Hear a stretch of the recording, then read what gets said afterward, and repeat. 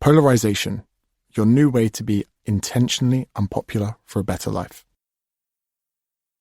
Imagine if you invited me to a barbecue for your next birthday celebration.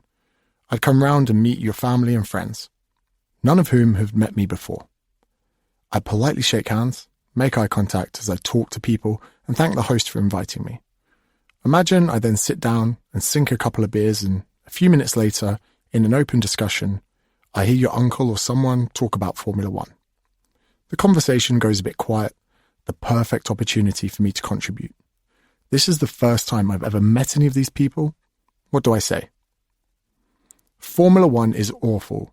It's one of the most boring sports I've ever watched. Driving around different tracks, seeing who's the fastest, riveting. Cricket is a much better sport. All eyes on me. There's an awkward silence. And then the next person will have their say. Now, not only have I remained true to my beliefs here, but at the same time, I've cleverly polarized the entire group. Lewis Hamilton, if you're reading this, I am sorry. Actually, no, I'm not. It's boring, mate. By doing so, I've hopefully got at least 80% of these guys to think I'm a bellend. But by doing so, I brought the other 20%, those who share my opinion, much closer. They might then think, who is this guy? Who brought him along? I also fucking hate Formula One, and I think I'm going to go grab another cold beer to find out more about him and what he does for a living.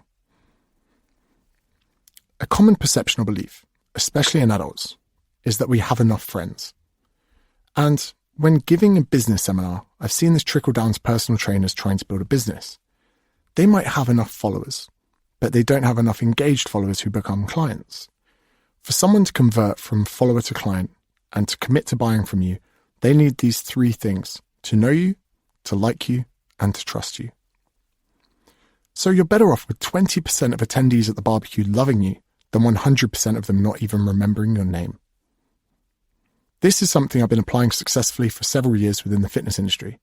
I'm often crass, bold, and sometimes come across like a prick, but I need to do so in order for the hypothetical 20% to become closer to me, my brand, my ethos, and my beliefs. People ask me how I deal with criticism and negativity, but little do they know I'm trying my hardest to make people dislike me in order to make some people love me. This, in turn, creates trust and a community of like-minded people, which doesn't just mean success for me, but for my members too.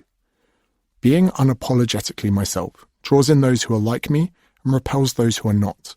It means that when my members meet each other at an event or spot each other in the gym, they have a lot in common. They all usually tend to swear as much as I do too. For the James Smith Academy Pty Limited, hypothetically, to